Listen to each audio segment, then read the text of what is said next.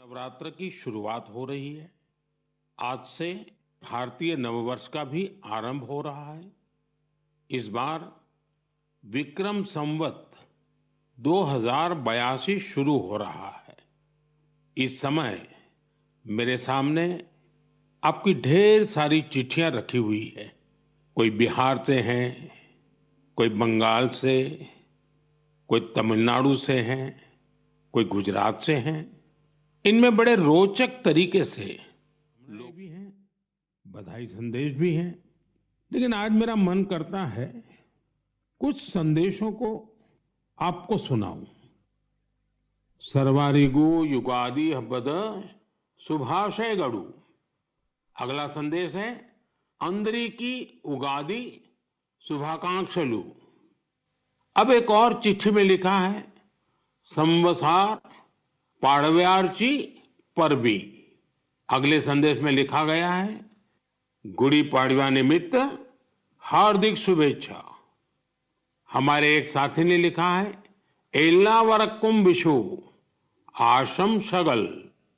एक और संदेश है इनिये पुथांडु नल्लवाल थुक्कल। साथियों, आप ये तो समझ गए होंगे कि अलग अलग भाषाओं में भेजे गए संदेश हैं, लेकिन क्या आप इसकी वजह जानते हैं? यही तो वो खास बात है जो आज मुझे आपसे साझा करनी है। हमारे देश के अलग अलग राज्यों में आज और अगले कुछ दिनों में नववर्ष शुरू हो रहे हैं और ये सभी संदेश नववर्ष और विभिन्न पर्वों की बधाइयों के हैं। इसलिए मुझे अलग अलग भाषाओं में लोगों ने शुभकामनाएं भेजी हैं। साथियों, आज कर्नाटका में, आंध्र प्रदेश, तेलंगाना में उगादि का पर्व बहुत धूमधाम से मनाया जा रहा है। आज ही महाराष्ट्र में गुड़ी पड़वा मनाया जा रहा है। विविधता भरे हमारे देश में अलग अलग राज्यों में अगले कुछ दिन में असम में रोंगाली बिहू, बंगाल में पोइला बोईशाख, कश्मीर में नवरेह का उत्सव मनाया जाएगा। इसी तरह 13 से 15 अप्रैल के बीच देश के अलग अलग हिस्सों में त्योहारों की जबरदस्त धूम दिखेगी। इसे लेकर भी उत्साह का माहौल है और ईद का त्योहार तो आ ही रहा है। यानी ये पूरा महीना त्योहारों का है, पर्वों का है। मैं देश के लोगों को इन त्योहारों की बहुत बहुत बधाई देता हूं। हमारे ये त्योहार भले ही अलग अलग क्षेत्रों में हो, लेकिन ये दिखाते हैं कि भारत की विविधता में भी कैसे एकता पिरोई हुई है। इस एकता की भावना को हमें निरंतर मजबूत करते चलना है। साथियों, जब परीक्षाएं आती हैं तो युवा साथियों के साथ मैं परीक्षा पे चर्चा करता हूं। अब परीक्षाएं हो चुकी हैं। बहुत सारे स्कूलों में तो दोबारा क्लास शुरू होने की तैयारी हो रही है। इसके बाद गर्मी की छुट्टियों का समय भी आने वाला है। साल के इस समय का बच्चों को बहुत इंतजार रहता है। मुझे तो अपने बचपन के दिन याद आ गए जब मैं और मेरे दोस्त दिन भर कुछ ना कुछ उत्पात मचाते रहते थे, लेकिन साथ ही हम कुछ कंस्ट्रक्टिव भी करते थे, सीखते भी थे। गर्मियों के दिन बड़े होते हैं। इसमें बच्चों के पास करने को बहुत कुछ होता है। ये समय किसी नई हॉबी को अपनाने के साथ ही अपने हुनर को और तराशने का भी है। आज बच्चों के लिए ऐसे प्लेटफॉर्म की कमी नहीं जहां वे काफी कुछ सीख सकते हैं। जैसे कोई संस्था टेक्नोलॉजी कैंप चला रही हो तो बच्चे वहां ऐप बनाने के साथ ही ओपन सोर्स सॉफ्टवेयर के बारे में जान सकते हैं। अगर कहीं पर्यावरण की बात हो, थिएटर की बात हो या लीडरशिप की बात हो, ऐसे विविध विषय के कोर्स होते रहते हैं, तो उससे भी जुड़ सकते हैं। ऐसे कई स्कूल हैं जो स्पीच, या तो ड्रामा सिखाते हैं, ये बच्चों को बहुत काम आते हैं। इन सब के अलावा आपके पास इन छुट्टियों में कई जगह चल रहे वॉलेंटियर एक्टिविटीज, सेवा कार्यों से भी जुड़ने का अवसर है। ऐसे कार्यक्रमों को लेकर मेरा एक विशेष आग्रह है। अगर कोई संगठन, कोई स्कूल या सामाजिक संस्थाएं या तो फिर साइंस सेंटर ऐसी समर एक्टिविटीज करवा रहे हो तो इसे #मायहॉलिडेज के साथ जरूर शेयर करें। इससे देश भर के बच्चे और उनके माता पिता को इनके बारे में आसानी से जानकारी मिल सकेगी। मेरे युवा साथियों, मैं आज आपसे माय भारत के उस खास कैलेंडर की भी चर्चा करना चाहूंगा जिसे इस समर वेकेशन के लिए तैयार किया गया है। इस कैलेंडर की एक कॉपी अभी मेरे सामने रखी हुई है। मैं इस कैलेंडर से कुछ अनूठे प्रयासों को साझा करना चाहता हूं। जैसे माय भारत के स्टडी टूर में आप ये जान सकते हैं कि हमारे जन औषधि केंद्र कैसे काम करते हैं। आप वाइब्रेंट विलेज अभियान का हिस्सा बनकर सीमावर्ती गांवों में एक अनोखा अनुभव ले सकते हैं। इसके साथ ही वहां कल्चर और स्पोर्ट्स एक्टिविटीज का हिस्सा जरूर बन सकते हैं। वहीं अंबेडकर जयंती पर पदयात्रा में भागीदारी कर आप संविधान के मूल्यों को लेकर जागरूकता भी फैला सकते हैं। बच्चों और उनके माता पिता से भी मेरा विशेष आग्रह है कि वे छुट्टियों के अनुभवों को #हॉलिडे मेमोरीज के साथ जरूर साझा करें। मैं आपके अनुभवों को आगे आने वाली मन की बात में शामिल करने का प्रयास करूंगा। मेरे प्यारे देशवासियों, गर्मी का मौसम शुरू होते ही शहर शहर, गांव गांव पानी बचाने की तैयारियां भी शुरू हो जाती हैं। अनेक राज्यों में वाटर हार्वेस्टिंग से जुड़े कामों ने, जल संरक्षण से जुड़े कामों ने नई तेजी पकड़ी है। जल शक्ति मंत्रालय और अलग अलग स्वयंसेवी संस्थाएं इस दिशा में काम कर रही हैं। देश में हजारों कृत्रिम तालाब, check dam, borewell recharge, community soak pit का निर्माण हो रहा है। हर साल की तरह इस बार भी कैच द रेन अभियान के लिए कमर कस ली गई है।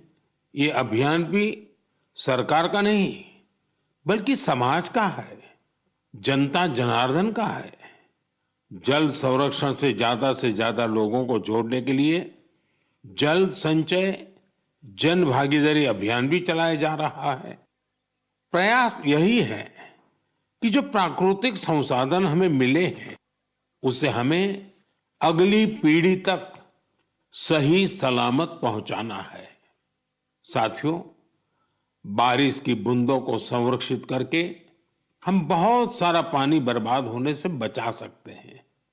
पिछले कुछ सालों में इस अभियान के तहत देश के कई हिस्सों में जल संरक्षण के अभूतपूर्व कार्य हुए हैं। मैं आपको एक दिलचस्प आंकड़ा देता हूं। पिछले 7-8 साल में नए बने टैंक, पॉन्ड और अन्य वाटर रिचार्ज स्ट्रक्चर से 11 बिलियन क्यूबिक मीटर, उससे भी ज्यादा पानी का संरक्षण हुआ है। अब आप सोचेंगे कि 11 बिलियन क्यूबिक मीटर पानी कितना पानी होता है। साथियों, भाखड़ा नांगल बांध में जो पानी जमा होता है उसकी तस्वीरें तो आपने जरूर देखी होगी। ये पानी गोविंद सागर झील का निर्माण करता है। इस झील की लंबाई ही 90 किलोमीटर से ज्यादा है। इस झील में भी 9-10 बिलियन क्यूबिक मीटर से ज्यादा पानी संरक्षित नहीं हो सकता है। सिर्फ 9-10 बिलियन क्यूबिक मीटर।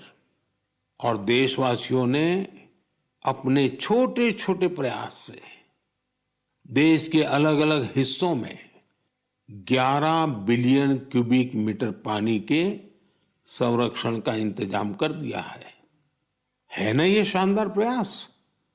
साथियों, इस दिशा में कर्नाटका के गडग जिले के लोगों ने भी मिसाल कायम की है। कुछ साल पहले यहाँ के 2 गांवों की झीलें पूरी तरह सूख गई। एक समय ऐसा भी आया जब वहां पशुओं के पीने के लिए भी पानी नहीं बचा। धीरे धीरे झील घास फूस और झाड़ियों से भर गई, लेकिन गांव के कुछ लोगों ने झील को पुनर्जीवित करने का फैसला किया और काम में जुट गए। और कहते हैं ना, जहां चाह वहां राह। गांव के लोगों के प्रयास देखकर आसपास की सामाजिक संस्थाएं भी उनसे जुड़ गई। सब लोगों ने मिलकर कचरा और कीचड़ साफ किया और कुछ समय बाद झील वाली जगह बिल्कुल साफ हो गई। अब लोगों को इंतजार है बारिश के मौसम का। वाकई ये कैच द रेन अभियान का शानदार उदाहरण है। साथियों, आप भी सामुदायिक स्तर पर ऐसे प्रयासों से जुड़ सकते हैं। इस जन आंदोलन को आगे बढ़ाने के लिए आप अभी से योजना जरूर बनाइए। और आपको एक और बात याद रखनी है, हो सके तो गर्मियों में अपने घर के आगे मटके में ठंडा जल जरूर रखिए। घर की छत पर या बरामदे में भी पक्षियों के लिए पानी रखिए। देखिएगा, ये पुण्य कार्य करके आपको कितना अच्छा लगेगा। साथियों, मन की बात में अब बात हौसलों के उड़ान की, चुनौतियों के बावजूद जज्बा दिखाने की। कुछ ही दिन पहले संपन्न हुए खेलो इंडिया पैरा गेम्स में एक बार फिर खिलाड़ियों ने अपनी लगन और प्रतिभा से सबको हैरान कर दिया। इस बार पहले से ज्यादा खिलाड़ियों ने इन खेलों में हिस्सा लिया। इससे पता चलता है कि पैरा स्पोर्ट्स कितना पॉपुलर हो रहा है। मैं खेलो इंडिया पैरा गेम्स में हिस्सा लेने वाले सभी खिलाड़ियों को उनके शानदार प्रयासों के लिए बधाई देता हूं। हरियाणा, तमिलनाडु और यूपी के खिलाड़ियों को पहला, दूसरा और तीसरा स्थान हासिल करने के लिए शुभकामनाएं देता हूं। इन खेलों के दौरान हमारे दिव्यांग खिलाड़ियों ने 18 राष्ट्रीय रिकॉर्ड भी बनाए, जिनमें से 12 तो हमारी महिला खिलाड़ियों के नाम रहे। इस बार के खेलो इंडिया पैरा गेम्स में गोल्ड मेडल जीतने वाले आर्म रेसलर जॉबी मैथ्यू ने मुझे चिट्ठी लिखी है। मैं उनके पत्र के कुछ हिस्से को पढ़कर सुनाना चाहता हूं। उन्होंने लिखा है, मेडल जीतना बहुत खास होता है, लेकिन हमारा संघर्ष सिर्फ पोडियम पर खड़े होने तक सीमित नहीं है। हम हर रोज एक लड़ाई लड़ते हैं। जीवन कई तरीके से हमारी परीक्षा लेता है। बहुत कम लोग हमारे संघर्ष को समझ पाते हैं। इसके बावजूद हम साहस के साथ आगे बढ़ते हैं। हम अपने सपनों को पूरा करने में जुटते हैं। हमें ये विश्वास रहता है कि हम किसी से कम नहीं है। वाह जॉबी मैथ्यू, आपने कमाल लिखा है, अद्भुत लिखा है। इस पत्र के लिए मैं आपका आभार व्यक्त करता हूं। मैं जॉबी मैथ्यू और हमारे सभी दिव्यांग साथियों से कहना चाहता हूं कि आपके प्रयास हमारे लिए बहुत बड़ी प्रेरणा है। साथियों, दिल्ली में एक और भव्य आयोजन ने लोगों को बहुत प्रेरणा दी है, जोश से भर दिया है। एक इनोवेटिव आइडिया के रूप में पहली बार फिट इंडिया कार्निवल का आयोजन किया गया।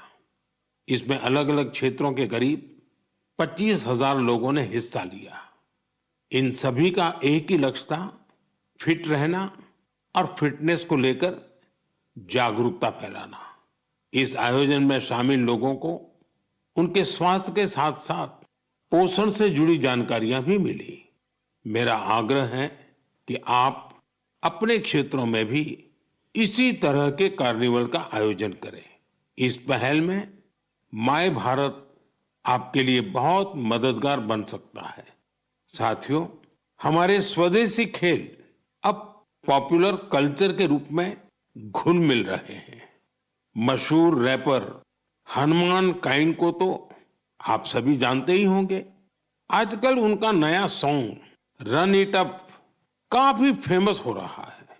इसमें कलारियापट्टू, गतका और थांगता जैसी हमारी पारंपरिक मार्शल आर्ट्स को शामिल किया गया है।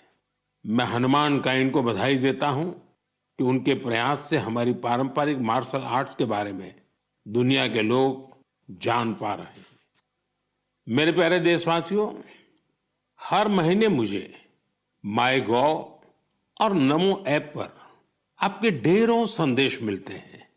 कई संदेश मेरे मन को छू लेते हैं तो कुछ गर्व से भर देते हैं। कई बार तो इन संदेशों में हमारी संस्कृति और परंपराओं के बारे में अनोखी जानकारी मिलती है। इस बार जिस संदेश ने मेरा ध्यान खींचा उसे मैं आपसे साझा करना चाहता हूं। वाराणसी के अथर्व कपूर, मुंबई के आर्यश लिखा और अत्रेय मान ने मेरी हाल की मॉरिशस यात्रा पर अपनी भावनाएं लिखकर भेजी है।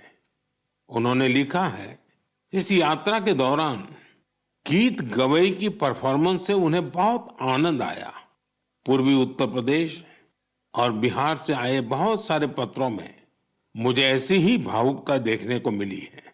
मॉरिशस में गीत गवई की शानदार परफॉर्मेंस के दौरान मैंने वहां जो महसूस किया वो वाकई अद्भुत है। साथियों, जब हम जड़ से जुड़े रहते हैं तो कितना ही बड़ा तूफान आए, तूफान हमें उखाड़ नहीं पाता।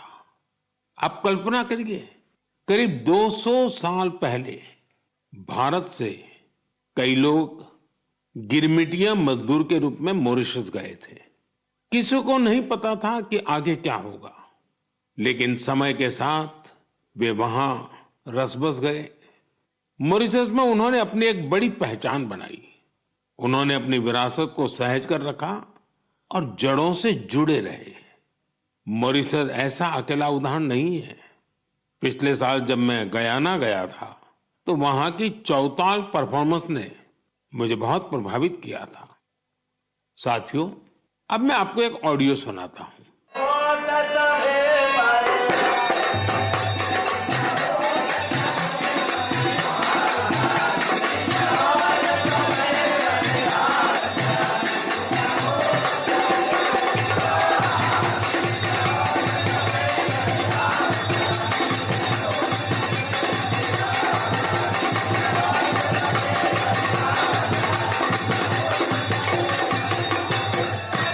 आप जरूर सोच रहे होंगे कि ये तो हमारे देश के किसी हिस्से की बात है, लेकिन आपको यह जानकर हैरानी होगी कि इसका संबंध फिजी से है। यह फिजी का बहुत ही लोकप्रिय फगवा चौताल है। ये गीत और संगीत हर किसी में जोश भर देता है। मैं आपको एक और ऑडियो सुनाता हूं।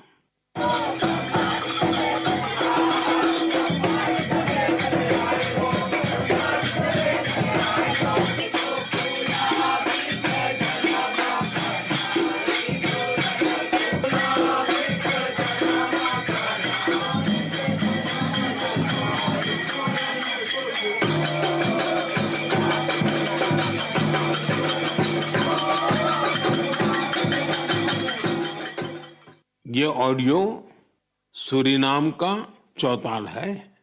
इस कार्यक्रम को टीवी पर देख रहे देशवासी सूरीनाम के राष्ट्रपति और मेरे मित्र चान संतोखी जी को इसका आनंद लेते हुए देख सकते हैं। बैठक और गानों की यह परंपरा त्रिनिदाद एंड टोबैगो में भी खूब लोकप्रिय है। इन सभी देशों में लोग रामायण खूब पढ़ते हैं। यहाँ फगवा बहुत लोकप्रिय है और सभी भारतीय पर्व त्योहार पूरे उत्साह के साथ मनाए जाते हैं। उनके कई गाने भोजपुरी, अवधी या मिश्रित भाषा में होते हैं। कभी कभार ब्रज और मैथिली का भी उपयोग होता है। इन देशों में हमारी परंपराओं को सहेजने वाले सभी लोग सराहना के पात्र हैं। साथियों, दुनिया में ऐसे कई संगठन भी हैं जो वर्षों से भारतीय संस्कृति को संरक्षित करने का कार्य कर रहे हैं। ऐसा ही एक संगठन है Singapore Indian fine arts society. भारतीय नृत्य, संगीत और संस्कृति को संरक्षित करने में जुटे इस संगठन ने अपने गौरवशाली 75 साल पूरे किए हैं। इस अवसर से जुड़े कार्यक्रम में सिंगापुर के राष्ट्रपति श्रीमान थरमन शनमुगारत्नम जी गेस्ट ऑफ ऑनर थे। उन्होंने इस ऑर्गेनाइजेशन के प्रयासों की खूब सराहना की। मैं इस टीम को अपनी ढेर सारी शुभकामनाएं देता हूं। साथियों, मन की बात में हम देशवासियों की उपलब्धियों के साथ ही अक्सर सामाजिक विषयों को भी उठाते हैं। कई बार चुनौतियों पर भी चर्चा होती है। इस बार मन की बात में मैं एक ऐसी चुनौती के बारे में बात करना चाहता हूं जो सीधे हम सबसे जुड़ी हुई है। ये चुनौती है टेक्सटाइल वेस्ट की। आप सोच रहे होंगे, ये टेक्सटाइल वेस्ट क्या नई बला आ खड़ी हुई है? दरअसल टेक्सटाइल वेस्ट पूरी दुनिया के लिए नई चिंता की एक बड़ी वजह बन गया है। आजकल दुनिया भर में पुराने कपड़ों को जल्द से जल्द हटाकर नए कपड़े लेने का चलन बढ़ रहा है। क्या आपने सोचा है कि जो पुराने कपड़े आप पहनना छोड़ देते हैं, उनका क्या होता है? यही टेक्सटाइल वेस्ट बन जाता है। इस विषय में बहुत सारी ग्लोबल रिसर्च हो रही है। एक रिसर्च में ये सामने आया है, सिर्फ 1% से भी कम टेक्सटाइल वेस्ट को नए कपड़ों में रिसाइकिल किया जाता है। 1% से भी कम। भारत दुनिया का तीसरा ऐसा देश है जहां सबसे ज्यादा टेक्सटाइल वेस्ट निकलता है। यानी चुनौती हमारे सामने भी बहुत बड़ी है। लेकिन मुझे खुशी है कि हमारे देश में इस चुनौती से निपटने के लिए कई सराहनीय प्रयास किए जा रहे हैं। कई भारतीय स्टार्टअप्स ने टेक्सटाइल रिकवरी फैसिलिटीज पर काम शुरू किया है। कई ऐसी टीमें हैं जो कचरा बीनने वाले हमारे भाई बहनों के सशक्तिकरण के लिए भी काम कर रही हैं। कई युवा साथी सस्टेनेबल फैशन के प्रयासों में जुड़े हैं। वे पुराने कपड़ों और जूते चप्पलों को रिसाइकल कर जरूरतमंदों तक पहुंचाते हैं। टेक्सटाइल वेस्ट से सजावट की चीजें, हैंडबैग, स्टेशनरी और खिलौने जैसी कई वस्तुएं बनाई जा रही हैं। कई संस्थाएं आजकल सर्कुलर फैशन ब्रांड को पॉपुलर बनाने में जुटी हैं। नए नए रेंटल प्लेटफॉर्म भी खुल रहे हैं जहां डिजाइनर कपड़े किराए पर मिल जाते हैं। कुछ संस्थाएं पुराने कपड़े लेकर उसे दोबारा उपयोग करने लायक बनाती हैं और गरीबों तक पहुंचाती हैं। साथियों, टेक्सटाइल वेस्ट से निपटने में कुछ शहर भी अपनी नई पहचान बना रहे हैं। हरियाणा का पानीपत टेक्सटाइल रिसाइकलिंग के ग्लोबल हब के रूप में उभर रहा है। बेंगलुरु भी इनोवेटिव टेक्स सॉल्यूशंस से अपनी एक अलग पहचान बना रहा है। यहां आधे से ज्यादा टेक्सटाइल वेस्ट को जमा किया जाता है, जो हमारे दूसरे शहरों के लिए भी एक मिसाल है। इसी प्रकार तमिलनाडु का तिरुपुर वेस्ट वाटर ट्रीटमेंट और रिन्यूएबल एनर्जी के माध्यम से टेक्सटाइल वेस्ट मैनेजमेंट में जुटा हुआ है। मेरे प्यारे देशवासियों, आज फिटनेस के साथ साथ काउंट का बड़ा रोल हो गया है। एक दिन में कितने स्टेप्स चले, इसका काउंट। एक दिन में कितनी कैलोरीज खाई, इसका काउंट। कितनी कैलोरीज बर्न की, इसका काउंट। इतने सारे काउंट्स के बीच एक और काउंटडाउन शुरू होने वाला है, इंटरनेशनल योगा डे का काउंटडाउन। योग दिवस में अब 100 दिन से भी कम समय रह गया है। अगर आपने अपने जीवन में अब तक योगा को शामिल नहीं किया है, तो अब जरूर कर लीजिए, अभी देर नहीं हुई है। 10 साल पहले 21 जून 2015 को पहला अंतर्राष्ट्रीय योग दिवस मनाया गया था। अब तो इस दिन ने योग के एक विराट महोत्सव का रूप ले लिया है। मानवता को भारत की ओर से यह एक ऐसा अनमोल उपहार है जो भविष्य की पीढ़ी के बहुत काम आने वाला है।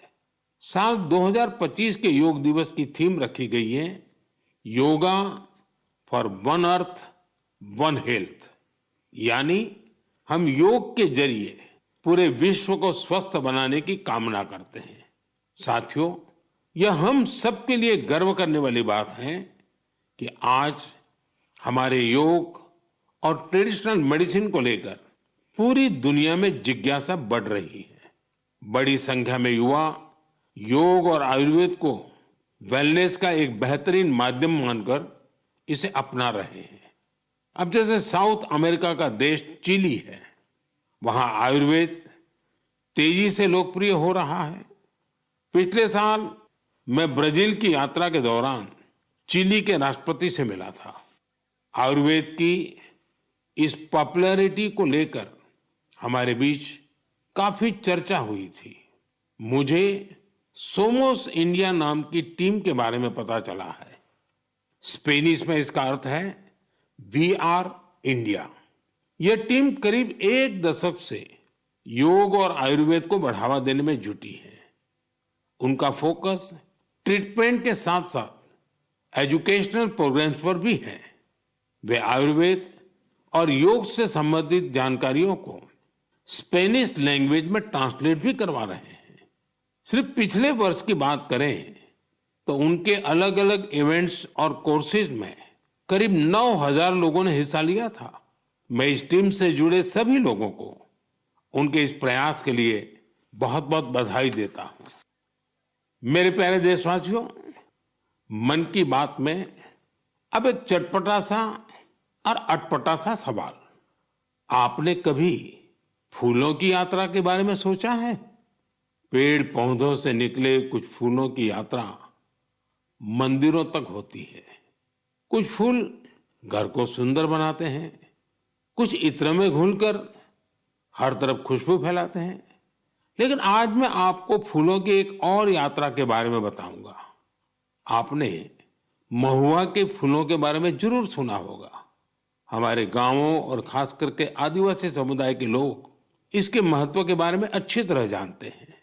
देश के कई हिस्सों में महुआ के फूलों की यात्रा अब एक नए रास्ते पर निकल पड़ी है। मध्य प्रदेश के छिंदवाड़ा जिले में महुआ के फूल से कुकीज बनाए जा रहे हैं।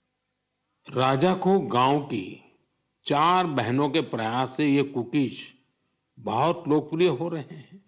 इन महिलाओं का जज्बा देखकर एक बड़ी कंपनी ने इन्हें फैक्ट्री में काम करने की ट्रेनिंग दी। इनसे प्रेरित होकर गांव की कई महिलाएं इनके साथ जुड़ गई हैं। इनके बनाए महुआ कुकीज की मांग तेजी से बढ़ रही है। तेलंगाना के आदिलाबाद जिले में भी 2 बहनों ने महुआ के फूलों से नया एक्सपेरिमेंट किया है। वो इनसे तरह तरह के पकवान बनाती हैं, जिन्हें लोग बहुत पसंद करते हैं। उनके पकवानों में आदिवासी संस्कृति की मिठास भी है। साथियों, मैं आपको एक और शानदार फूल के बारे में बताना चाहता हूं और इसका नाम है कृष्ण कमल। क्या आप गुजरात के एकता नगर में स्टैच्यू ऑफ यूनिटी को देखने गए हैं? स्टैच्यू ऑफ यूनिटी के आसपास आपको ये कृष्ण कमल बड़ी संख्या में दिखेंगे। ये फूल पर्यटकों का मन मोह लेते हैं। ये कृष्ण कमल एकता नगर के आरोग्य वन, एकता नर्सरी, विश्व वन और मियावाकी फॉरेस्ट में आकर्षण का केंद्र बन चुके हैं। यहाँ योजनाबद्ध तरीके से लाखों की संख्या में कृष्ण कमल के पौधे लगाए गए हैं। आप भी अपने आसपास देखेंगे तो आपको फूलों की दिलचस्प यात्राएं दिखेगी। आप अपने क्षेत्र में फूलों की ऐसी अनोखी यात्रा के बारे में मुझे भी लिखिएगा। मेरे प्यारे साथियों, आप मुझे हमेशा की तरह अपने विचार, अनुभव और जानकारियां साझा करते रहें। हो सकता है आपके आसपास कुछ ऐसा हो रहा हो जो सामान्य लगे, लेकिन दूसरों के लिए वो विषय बहुत रोचक और नया होगा। अगले महीने हम फिर मिलेंगे और देशवासियों की उन बातों की चर्चा करेंगे जो हमें प्रेरणा से भर देती हैं। आप सबका बहुत बहुत धन्यवाद। नमस्कार।